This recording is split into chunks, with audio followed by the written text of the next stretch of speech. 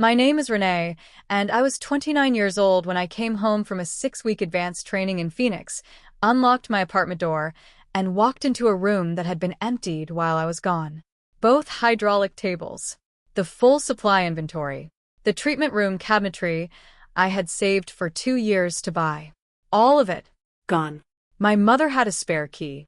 She left a note on the kitchen counter that said she had helped me move forward. When I called her, she said, "You are never going to make it. I was doing you a favor." I stood in that empty room for a while. I ran my hand along the wall where the supply cabinet had been. And then I went back to the kitchen, poured a glass of water, and made a list of what I needed to replace. What my mother didn't think to check before she sold the tables, before she decided the chapter was closed, was that my state license was not in that room. It was in my bag. It had been in my bag for 6 weeks. And that license, and what I was going to do with it over the next 3 years, was something she hadn't calculated into any of her conclusions about me. 3 years later, in a hotel ballroom in Albuquerque with 400 people in it, the chair of the New Mexico State Board of Therapeutic Massage and Bodywork stood at a microphone and read my name aloud. My mother was in that room. Welcome back to Channel, where quiet people rebuild from scratch and let the record speak when it's ready. If this is your first time here, stick around. Every story on this channel ends the same way. The narrator stays calm, and the room does the rest. Subscribe and drop a comment. I want to know if you saw the ending coming before the board chair finished the sentence. The first thing you need to understand is what a licensed therapeutic bodywork practice actually is, because when I tell people what I do, they often have a picture in their heads that is only partially accurate, and the gap between that picture and the reality matters to this story. I am a licensed massage therapist with a specialization in therapeutic and rehabilitative bodywork. That means I am not a spa technician. I am not the person who does hot stone treatments for bachelorette parties, though I have nothing against that work. I have a state license issued by the New Mexico Regulation and Licensing Department. I passed a national board examination.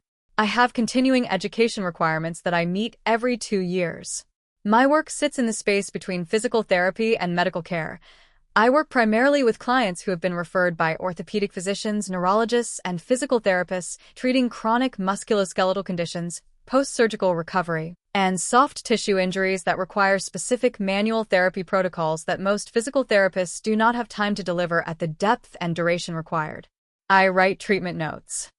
I communicate with referring providers. I track outcomes. It took me 4 years of study, clinical hours, board examination, and state licensure to do what I do.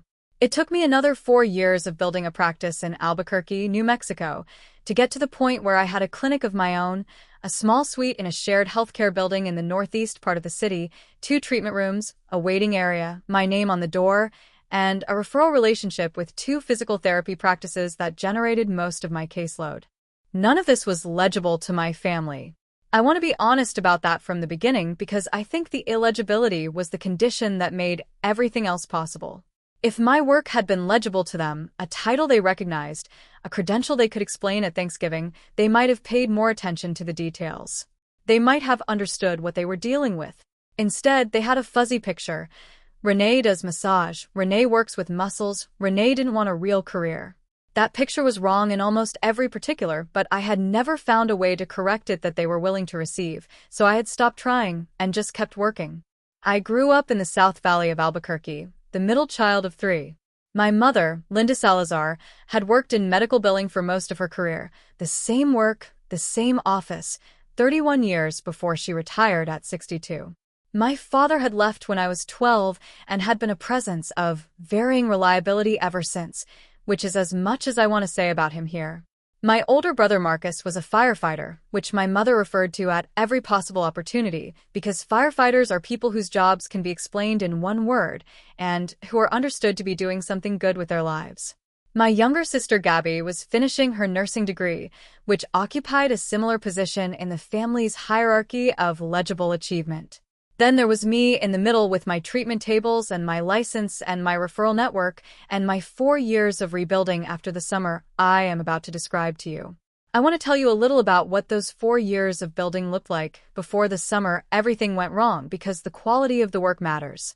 By the time I was 29 years old and preparing to leave for my 6-week training in Phoenix, I had been a licensed practitioner for 3 years. My practice was small, but it was real.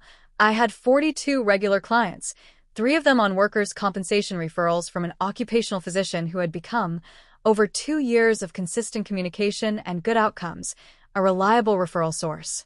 I had a working relationship with a physical therapy practice called Sandia Physical Therapy that sent me 4 to 6 clients per month. I had a lease on my treatment suite, which cost me $840 a month. I was not wealthy. I was not comfortable in the way that word usually means. I was, by every professional measure I knew how to apply, building something real. My equipment was the physical foundation of all of it. A licensed therapeutic bodywork practice cannot function without its equipment. My 2 hydraulic treatment tables alone had cost me $6,200.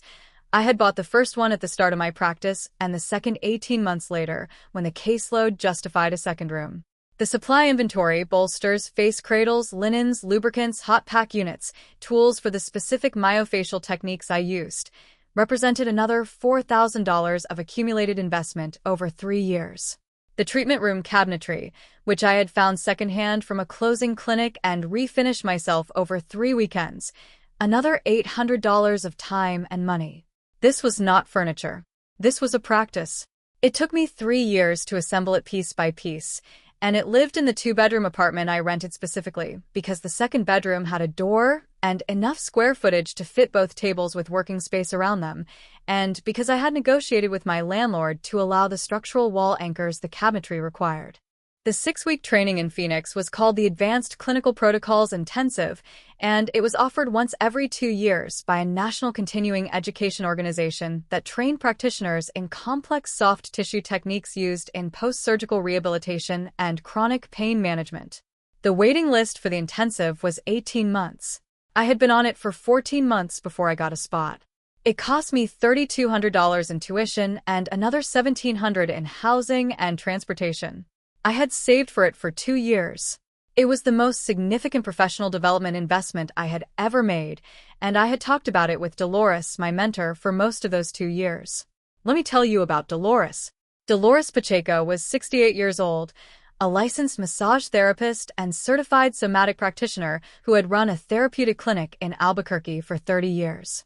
She had trained under some of the foundational figures in American somatic therapy in the 1980s, at a time when the field was being built, and the people building it were doing so without institutional backing or mainstream credibility. She had survived the professionalization of the field, the introduction of state licensure requirements, the multiple waves of regulatory change that had altered how and where and under what conditions practitioners could work. She had mentored, by her count, 14 practitioners over the course of her career, including one who now ran a training program and 2 who had gone on to establish standards of practice guidelines at the national level. I had interned at her clinic during my final year of training, and she had kept me on as a junior associate for 2 years after I received my license. She was the person who taught me how to write a treatment note that a physician would take seriously.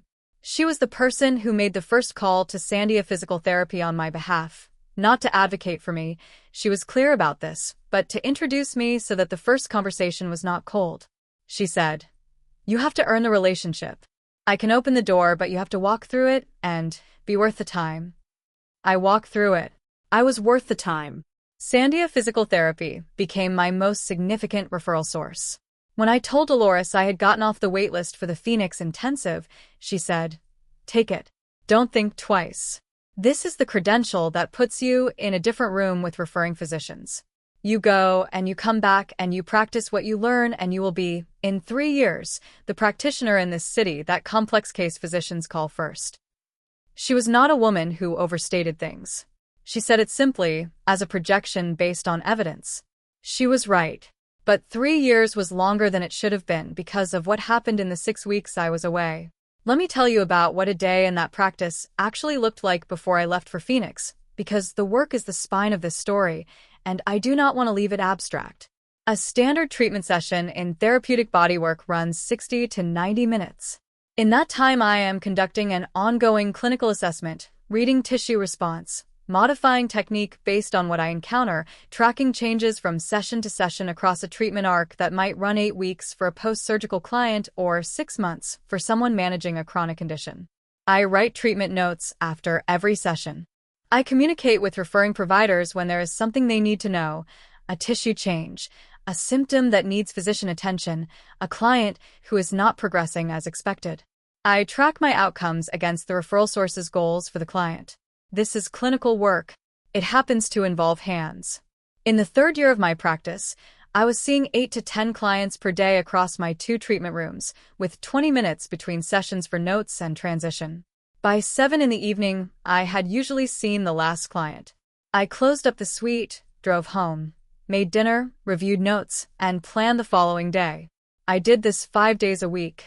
On weekends, I was usually in some form of ongoing training because the field moves and because Dolores had built in me the habit of treating professional development as non-negotiable. I did not have much money. I had the income from the practice, which covered the lease and my living expenses and the cost of the training programs, and not much beyond that.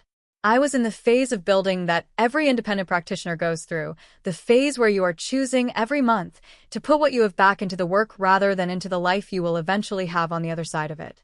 I understood the phase. I was patient with it.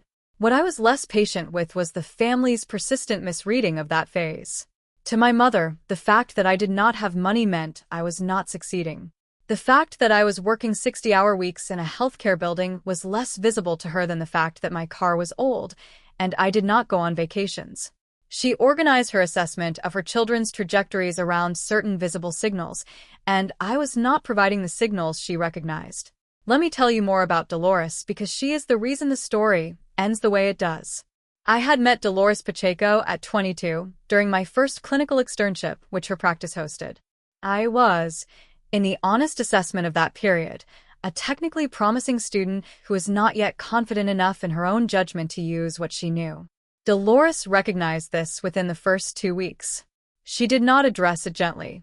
She said one afternoon, after a training session, "You know what you're doing, but you're asking permission for me to do it. Stop asking permission. Apply your assessment and make a decision, and if you're wrong, I'll tell you. But you have to make the decision." I made the decision. I was right more often than I was wrong. When I was wrong, she told me clearly and specifically, without diminishing the things I had gotten right. Over 2 years of internship and junior associate work, she taught me the habit of clinical confidence, not arrogance, but the specific grounded confidence that comes from knowing your assessment, trusting your methodology, and being willing to stand behind your documentation. She also told me things about building a practice that I could not have learned anywhere else. She told me that the referring physician relationship was the most important professional relationship a therapeutic practitioner could have, and that it was built exclusively through consistent communication and excellent outcomes and could not be shortcut by anything else. She said, "The practitioners who quit are almost never the ones who can't do the work. They're the ones who stop believing the work matters." I believed the work mattered. I had believed it since the first session I ever conducted on a practice client with a rotator cuff injury, when I found a specific restriction in the posterior capsule that the physical therapist had not identified, and I released it, and I felt under my hands the tissue change, the particular give of a structure that has been held tightly for a long time and has finally let go. That is what the work is. And then I left for 6 weeks and came back to an empty room. The apartment key situation was the kind of thing that happens in families that operate on what I would describe as provisional intimacy, a closeness that exists on the condition that certain subjects aren't raised and certain boundaries aren't tested. My mother had a spare key to my apartment because I had given it to her 3 years earlier when I first moved in for emergencies, in the way you give a spare key to a family member when you are 26 and you live alone, and you think the category of emergency is stable and agreed upon. I had not asked for the key back because asking for it back would have been a conversation I was not ready to have. My mother's access to my apartment was, in the unofficial family ledger, a kind of proof that we were close. I understood this. I had accepted the implicit terms of it. In 3 years, she had used the key exactly twice. Once to water a plant when I was out of town for a weekend, and once to drop off a casserole dish when I was sick. Both of these were benign. Neither prepared me for what would come next. I left for Phoenix on a Sunday morning in late June. I told my mother I was leaving. I told her the dates. I told her I would have limited phone availability during the training days because the intensive was structured around full-day sessions and the instructors asked participants not to use phones during clinical practice hours. She said she understood. I said I'd check in when I could. I checked in 9 times over 6 weeks. My mother's texts during those 6 weeks were brief and normal. Weather updates, a comment about Marcus's schedule, something about Gabi's nursing program. Nothing that suggested anything was happening at my apartment. On the last day of the intensive, I drove back to Albuquerque. 7 hours on I-40. The particular landscape of the high desert coming into focus around Grants, the Sandia Mountains visible on the eastern horizon well before the city itself. I was tired in the specific way of someone who has been absorbing new information at volume for 6 weeks and is ready to be in their own space and begin practicing what they have learned. I was thinking about a complex case I had on my schedule for the following week, a client with post-surgical adhesions who I thought would benefit directly from one of the techniques I had spent the final week of the intensive refining. I unlocked my apartment at 4:18 in the afternoon. The second bedroom door was open. I walked to the doorway and stood in it. The room was empty, not cleared out in the way a room looks when someone has moved furniture around. Empty in the way a room looks when it has been stripped. Both treatment tables were gone. The supply cabinetry along the far wall was gone. I could see the wall anchor holes where I had secured it. The equipment shelving was gone. The storage bins, the linen stacks, the hot pack unit I had bought the previous spring. The bolster set. The specialized toolkit I had assembled over 2 years from a clinical supply company in Denver. All of it. I stood in the doorway for what was probably 4 minutes, but felt longer. I ran my hand along the wall where the supply cabinet had been. I reached for it by habit, the automatic reach of a hand that has done a task in a specific place hundreds of times, and my hand found wall where the cabinet should have been, and that was the moment the full fact of it arrived in my body. Not the processing of it. That would take longer. Just the fact, settling into my chest with a specific and unmistakable weight. I went to the kitchen. My mother had left a note on the counter, folded, with my name on the outside. I opened it. It said she had taken care of things because the apartment had looked abandoned and she was worried I wasn't coming back. It said she had found a buyer for the furniture through a classifieds post and had put the money toward some things the family needed. It said she was sure I would understand. I read the note twice. I put it on the counter. I poured a glass of water. I drank it. Then I called her. She answered on the second ring. I said, "The tables are gone." She said, "I know, Mija. I talked to Marcus about it, and we thought." I said, "What did you get for them?" She paused. She said she had gotten $4,200 for the tables and the other stuff. She said she had used $2,000 of it to help Gabi with a tuition shortfall and had put the rest toward a repair the family car needed. I said, that equipment was worth over $11,000. She said, well, it was just sitting there. I asked her where she had sold it. She named a classified site. I asked if she had a contact for the buyer. She said she didn't think she had kept it. Then she said the thing she had apparently prepared because it came out too smoothly to have been improvised.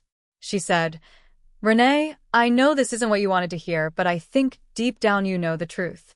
You were never going to make it. The tables were taking up a whole room in your apartment, and you were barely paying your bills. I was helping you move forward. I did you a favor. I was quiet for a moment. I said, I'll call you later. I ended the call. I sat down at the kitchen table. I had my bag with me, still unzipped from the drive. I had not fully unpacked. I reached into the outer pocket where I kept my documents and professional materials, and I took out my license.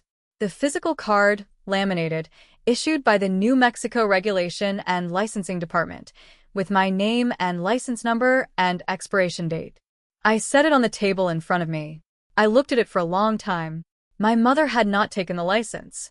It had been in my bag for 6 weeks. Everything else was gone, but the license was here, and the license was the only thing that actually mattered, because without it none of the rest of it was a practice, and with it all of the rest of it could be rebuilt. I made a list. The list took about 40 minutes to write. I went through every piece of equipment I had owned from memory, with approximate replacement costs based on what I had paid originally and what I estimated current market values to be. Total replacement cost at new, just over $11,000. I did not have $11,000. I had, in my checking account, approximately $3,400, which was what I had kept available for expenses during the 6 weeks away after prepaying my rent. I also had my skills, my license, my client list, my referral relationships, and the 6 weeks of advanced clinical training I had just completed. I called Dolores the following morning. She answered at 7:15. I told her what had happened. I gave her the complete account. The empty room, the note, the phone call, the $4,200, what my mother had said. Dolores was quiet through most of it. When I finished, she was quiet for a moment more. Then she said, "All right, can you work out of a shared space?" I said yes. I knew a practitioner who rented her treatment room by the hour when she was not using it. Dolores said, "Then you're not stopped. You're set back. There's a difference." She said she was going to make some calls. I said I didn't want her to advocate for me financially. That was not something I was asking. She said she wasn't going to. She was going to ask 2 people she knew if they had used equipment they would part with at below market cost, because that was a different category of favor, and she was permitted to offer it. I said okay. The calls she made that day produced one result. A practitioner in Rio Rancho who was retiring and had a hydraulic table she would sell me for $400. I drove to Rio Rancho the following morning and bought the table with part of my remaining cash. It was older than my original tables, the hydraulic function a little slow, but it was clean and functional, and it was mine. I contacted my clients. I told them I had experienced an unexpected equipment situation and would be working from a different location temporarily. I did not explain the situation further. Of my 42 regular clients, 37 rescheduled. 5 did not. I noted this and kept going. I want to tell you about the family conversation that happened 10 days after I got home, because it was not one conversation. It was the series of conversations that constitute a family's collective decision to close ranks around a mistake. My mother had called Marcus. Marcus had called Gabby. By the time I had any extended conversation with any of them, the version of events that had circulated was this. Renee had been gone for 6 weeks without adequate communication. The apartment had looked abandoned. Mom had made a judgment call in a difficult situation. The money had gone to things the family needed, and the expectation was that Renee would be upset but would eventually understand that Mom had meant well. I sat across from Marcus at a coffee shop 8 days after I got home. He is a reasonable person, my brother. He is not unkind. He said, "I know it's not great, Renee. But you know how Mom gets when she can't reach you." She panicked. She convinced herself something was wrong. I said, "She told me I was never going to make it." He looked at his coffee. He said, "She says stuff like that when she's stressed. You know how she is." I said, "She sold $11,000 of professional equipment that she did not own and gave the money to the family." He said, "I know." He said it again, "I know." And then he said, "She used part of it to help Gabby. You don't want to make this into a whole thing with Gabby, do you?" I sat with that for a moment. It was, I recognized, the specific kind of leverage that families deploy when they want someone to absorb an injustice quietly, the invocation of a sibling's vulnerability, a gentle suggestion that pursuing accountability means being the one who makes things worse. I said, "I'm not making anything into anything, Marcus. I'm telling you what happened." He said he understood. He said he was sorry. He said he hoped I knew the family loved me, and this was just, he trailed off. He said, "You know how things are." I drove home from that coffee shop and went back to my rebuilt single-table setup at the rented treatment room and saw 4 clients that afternoon and wrote treatment notes for each of them and scheduled their next appointments and went home. I called my mother once more, about 2 weeks after I returned. Not to argue, not to demand anything. I had done the math and understood clearly that the equipment was not coming back and the money was not coming back, and the energy required to pursue either of those things in any formal way would cost more than it would recover. What I wanted to say, I said in about 3 sentences. I said, "I know you thought you were helping. I want you to understand that what you did set my practice back significantly and that I am going to spend the next year rebuilding because of it. I'm not ending our relationship, but I need some distance while I do that work. She said, I was trying to help you, Renee. I said, I know you believe that. The call ended. We did not speak for approximately 6 weeks after that. I want to tell you what the year of rebuilding actually looked like because the montage version works hard, things get better, leaves out the texture of it, and the texture is what made it real. The rented room belonged to a practitioner named Sophia, who used it Tuesday, Wednesday, and Thursday, and who rented it to me by the hour on the days she was not there.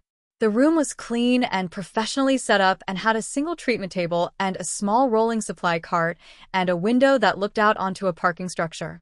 I paid Sophia $32 an hour and kept meticulous track of my usage. I worked out of that room for 3 months. What those 3 months were like practically, I worked 5 days a week, seeing 4 to 6 clients per day in the rented room, with the commute from my apartment and the hourly rental cost eating into my margins in ways that made the math uncomfortable. I had no second room, which meant I could not see more than 1 client at a time and could not run the kind of overlapping schedule that had made my previous lease financially viable. I had to leave the space exactly as I found it each day, which added 15 minutes on each end of the workday. I kept detailed records of every session and every expense because the records were the proof, to myself as much as anyone, that what I was doing was real practice, not a temporary holding pattern. I do not want to describe these months as dark because that would not be fully accurate. They were constrained. There were moments that had the specific interior quality of being pressed very flat by circumstances that should not have required pressing.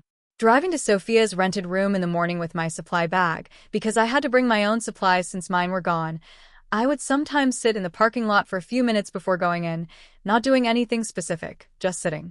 I recognized this as the body's way of managing something it had not fully processed. I allowed it, and then I went in and did the work. By November, I had enough for the deposit on the single-room suite. By March, I had the second table.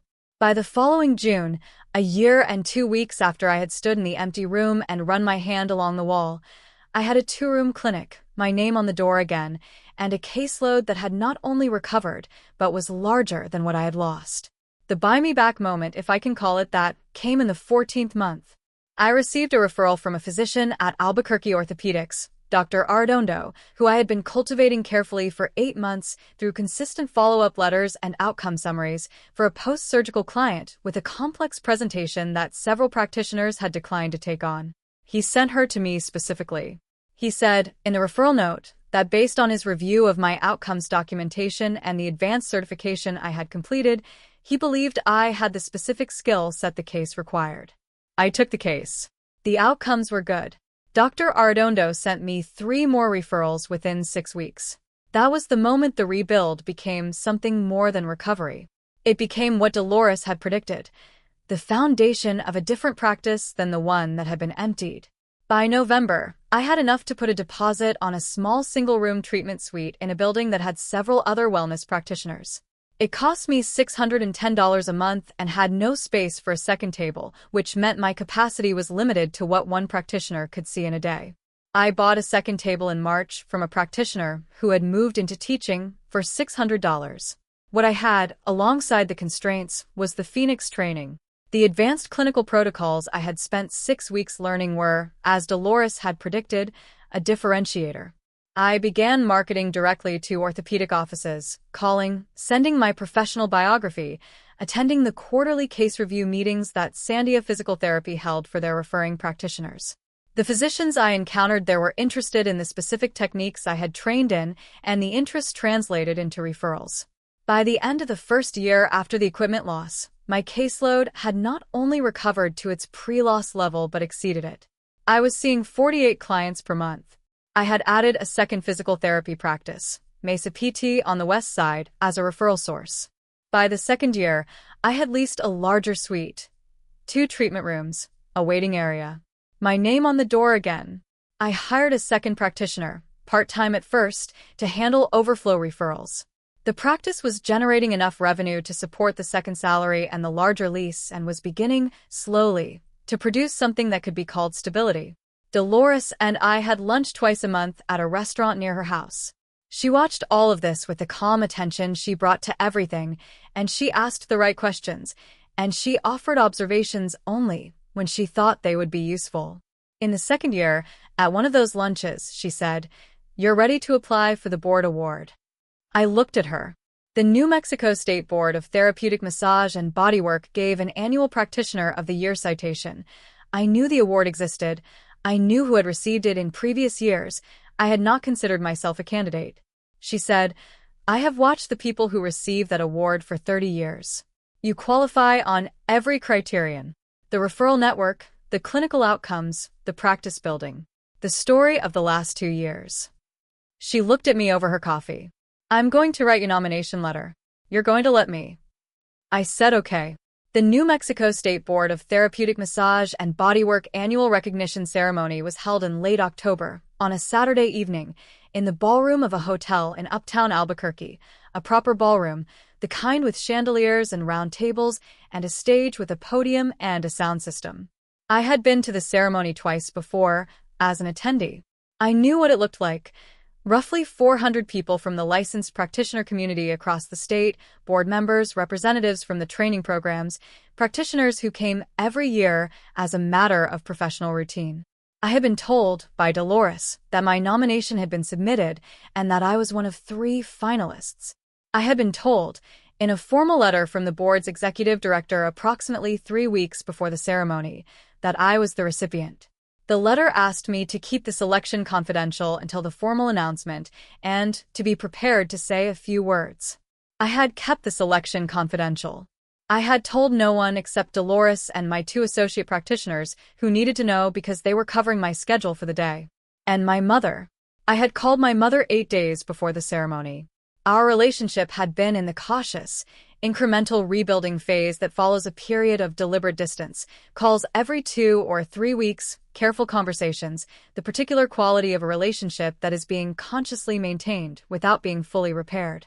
I told her there was a board recognition ceremony and that I was receiving an award and I would like her to come. I gave her the date and the hotel name. I kept the description brief. She said she would come. She said it in the way she said things when she was pleased but not sure how to show it. Quickly, with a brief warmth that retreated almost immediately behind the usual practical tone. She asked if she should bring Marcus and Gabby. I said yes if they wanted to come. She said she would let them know. What I did not tell her: the name of the award, the size of the room, the number of people who would be present, the citation that would be read about my practice, which included a summary of my clinical outcomes and the referral network I had built, and the specific, documented, provable fact that I had rebuilt a practice from 0 equipment in less than 18 months. She did not ask for any of these details. She said, "We'll see you Saturday." I arrived at the hotel at 5:30 for the pre-ceremony reception.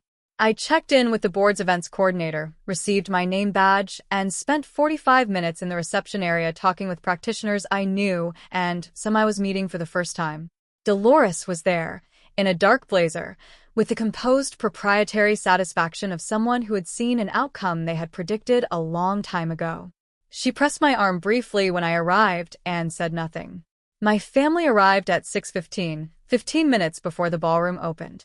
I was standing near the entrance to the reception when they came through the hotel doors. My mother first, Linda, in a dress I had not seen before, with the careful presentation of someone who understood that this was a formal occasion and had dressed for it. Marcus behind her, in a sport coat, with the pleasant, uncomplicated expression he brought to events he didn't fully understand. Gabby last, in a blazer, looking around the space with the evaluative attention of someone taking in a professional environment. My mother's eyes found me across the reception lobby, and she came directly toward me. She hugged me briefly, the quick, pragmatic hug she had always given, which communicated affection without ceremony. She looked at the crowd around us, the lanyards, the name badges, the practitioners in professional dress. She said, "This is a big event." I said, "It is." She looked at my badge. It said my name and below it, in smaller print, 2026 Practitioner of the Year recipient. She read it. I watched her read it. Her eyes moved over the words at the pace of someone reading something that takes a moment to fully process. Then she looked up at me. I gave her a small, neutral smile. "Let's go in and find our seats," I said. The ballroom held 412 people that evening. My family's table was near the front. I had requested it, specifically, without explaining why. The tables nearest the stage had the clearest view of the podium, the clearest sightlines to the stage, and the best acoustic proximity to the sound system. I wanted them to hear every word. The program ran for about 50 minutes before the practitioner recognition portion. There were remarks from the board chair, Dr. Vivian Oropeza, about the state of the profession. There were 2 other recognitions, a Distinguished Service Award to a practitioner who had served on the board's education committee, and a community outreach acknowledgement for a clinic that had provided pro bono services to an underserved area. Both were received well, with the warm, specific applause of a professional community that understood what the work behind the recognition looked like. I sat at my table and listened. My hands were in my lap, still. Dolores was at the adjacent table, 6 feet to my right. She did not look at me. She looked at the stage with the focused attention of someone watching something unfold correctly. My mother, to my left, had been attentive throughout the program. She was not the kind of person who talked during presentations. She sat with appropriate seriousness, following the proceedings. Twice she had leaned slightly toward me, once to ask what a particular clinical term meant, once to comment on the size of the room. I answered both questions briefly. I kept my voice level. Then Dr. Oropeza returned to the podium. "The Practitioner of the Year citation," Dr. Oropeza said, "is the board's highest annual recognition. It acknowledges a licensed practitioner in New Mexico whose professional record demonstrates exceptional clinical outcomes, meaningful contribution to the field's standards of practice, and, this year in particular, a quality we think the entire profession should understand and take note of: the capacity to rebuild." She paused. This year's recipient established her practice in Albuquerque at 26 years old. She built a clinical referral network with orthopedic and physical therapy providers over 3 years of consistent work and documented outcomes. In the 3rd year of her practice, she experienced an unexpected loss of her entire clinical setup, all equipment, all supplies, and rebuilt from a single borrowed treatment room to a 2-room, multi-practitioner clinic in under 18 months. Another pause. During that same period, she completed an advanced clinical protocol certification that is now informing the continuing education curriculum for the board's upcoming annual symposium. In my peripheral vision, I saw my mother's hands, which had been resting loosely in her lap, go very still. The citation for this year's award reads, "In recognition of clinical excellence, professional resilience, and the standard of practice she represents for the next generation of licensed practitioners in New Mexico. The 2026 Practitioner of the Year is Renee Salazar." The room began to applaud before I was out of my chair. I had 400 licensed practitioners around me, and what the applause felt like in that room was not celebration for its own sake. It was the applause of people who knew what a practice was, what it cost to build one, what it meant to rebuild one from nothing, and who were acknowledging that with the specific, weighted approval of a professional community that understood the work from the inside. I walked to the stage. I did not look at my mother's table as I crossed the room. Dr. Oropeza shook my hand with both of hers. She said, close to the microphone, "Well deserved." The room's applause continued, and then settled. I thanked the board. I thanked the education committee. I thanked Sandia Physical Therapy and Mesa PT by name, because the referral relationships that had made the rebuild possible deserved to be acknowledged in a room full of practitioners who were building their own. I thanked Dolores. I said her name, and from the adjacent table I heard a sound that I recognized as Dolores clearing her throat once, which was the most audible expression of emotion I had ever witnessed from her. I said one more thing. I said, 3 years ago I came home from an advanced training and found my studio empty. I want to say to anyone in this room who has had the experience of losing something they built, the license is what matters. You can replace the equipment. You can rebuild the space. The credential, the skill, the record of your clinical work, no one can sell that out from under you. Keep the license. Do the work. The rest follows. I did not look at my mother when I said it. I looked at the room. The room was already on its feet before I finished the last sentence. Not everyone, Dr. Oropesa told me afterward. It was 342 of the 412, but enough that the sound of chairs moving had preceded the full standing ovation, and the room went from applause to something larger, and the lights seemed brighter for a moment, the way lights do in a room where something is happening. I walked back to my table. My mother had her hand over her mouth. Not a performance. Not staged. The unguarded physical response of someone who has been in a room for an hour and has gradually understood, detail by detail, what the room they are sitting in actually means and what the last 3 years have actually looked like from the other side of the story they had told themselves. Marcus, to her left, had gone very quiet. His hands were on the table. He was looking at the stage. Gabby, beside him, had her arms crossed in the specific way she did when she was absorbing something she was not ready to respond to yet. I sat back down. I set the award plaque on the table in front of me, a solid piece of glass etching with my name and the citation text, the weight of it satisfying in my hands. I looked at it for a moment. Dolores was at my shoulder a few minutes later, moving through the congratulating crowd. She put her hand briefly on the back of my chair, the same way a person touches a table to steady themselves, and said nothing. I looked over my shoulder at her.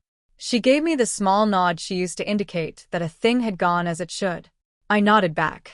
That was the whole of it, between us. The evening continued for another hour after the recognition portion. Dinner, professional conversation, the kind of event that extends because people are genuinely glad to be in the same room with each other and are in no hurry to leave. I spent most of it in conversation with practitioners and board members and 2 physicians from the orthopedic practices who had been invited as guests of the board. One of the physicians, Dr. Arredondo from Albuquerque Orthopedics, pulled me aside to say he had heard my remarks about rebuilding and that he had 3 referrals he had been holding for a week waiting to see if we had capacity. I said we had capacity. He said he'd have his coordinator call Monday morning. My family stayed through dinner. My mother did not speak to me privately until we were near the hotel entrance, people moving around us with coats and programs, the particular milling energy of an evening that is ending. She came to me with the careful directness I had seen on her once before, years ago, when she had needed to apologize for something and had done it badly. She stood in front of me and her eyes were doing something complicated, and her jaw was set in the way it got when she was managing more than she was showing. She said, "I didn't know." I said, "I know." She said, "The things Dr. Oropesa said. About rebuilding. The 18 months. She paused. That was because of me. I said, "Yes." She said nothing for a moment. Then she said, "I'm sorry, Renee. I'm sorry for what I said to you, and for what I did. I'm sorry I didn't understand." She did not ask for forgiveness in so many words. What she said was closer to a plain accounting. Here is what I did. Here is what it cost you. I am sorry. I had heard a lot of apologies in my life, and I had learned to distinguish between the kind that are asking for something and the kind that are simply acknowledging the record. This was the second kind. I said, "I hear you." She reached out and put her hand briefly on my arm. I covered her hand with mine for a moment. Then I let it go. Marcus came over a few minutes later. He said, "Renee, and then he stopped, and what happened in his face in the pause was something I recognized. A man encountering a gap between what he had assumed and what was actually true, trying to find the language for the encounter. He said, "I should have pushed back more. When Mom told me what happened, I made it easier than it should have been." I said, "Yeah, you did." And then I said, "But you're here." He nodded once.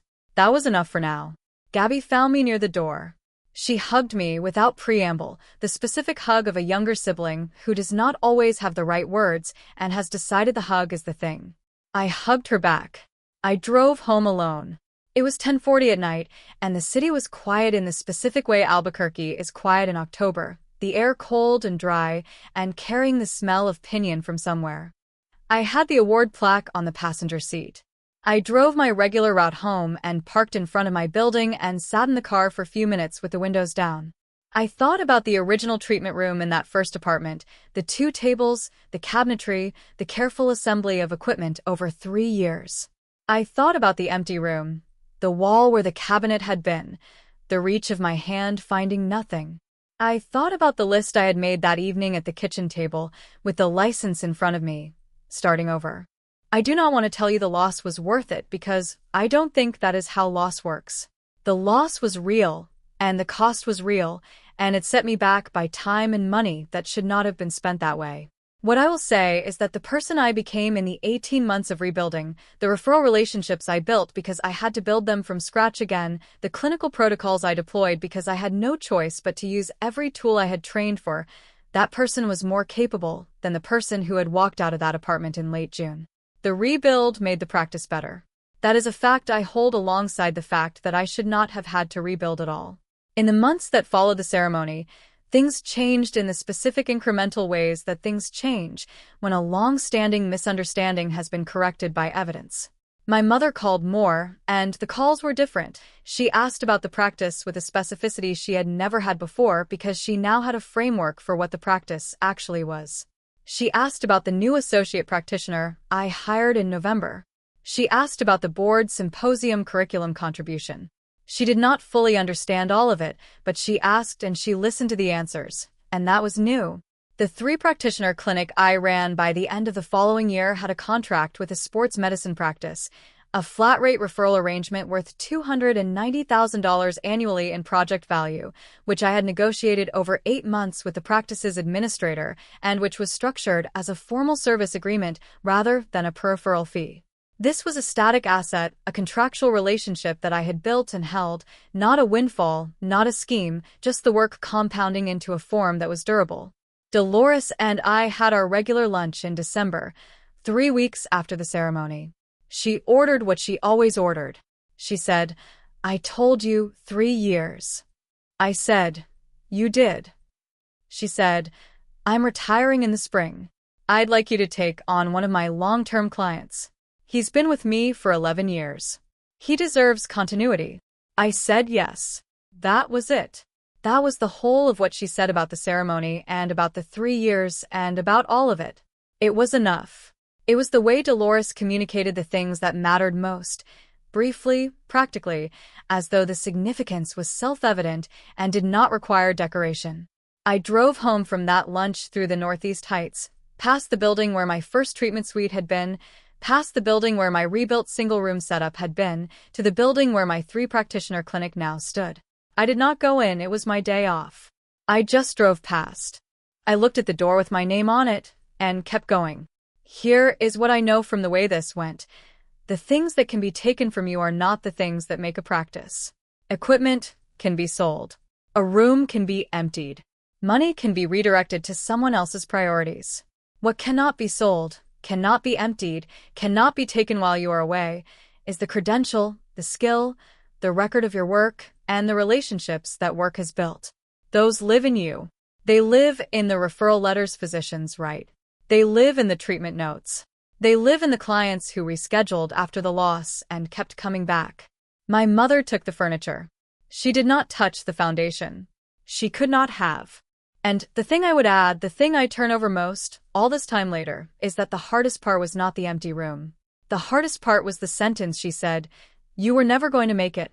Not because she was right, but because she had been carrying that conclusion about me for years quietly, and I had not known the specific shape of it until she said it in that phone call. Knowing the shape of it made it possible to do something with it. Sometimes the cruelty of a clear statement is that it finally gives you something to work against. That's my story. An empty room, a license in a travel bag, and a ballroom full of people who knew exactly what rebuilding costs. Here's what I want to ask you, because I think about this more than I expected to. If your mother, or your father, or your brother, your sister, whoever it is, apologized to you the way mine did at that hotel entrance, plain and honest, and not asking for anything in return, would that have been enough for you?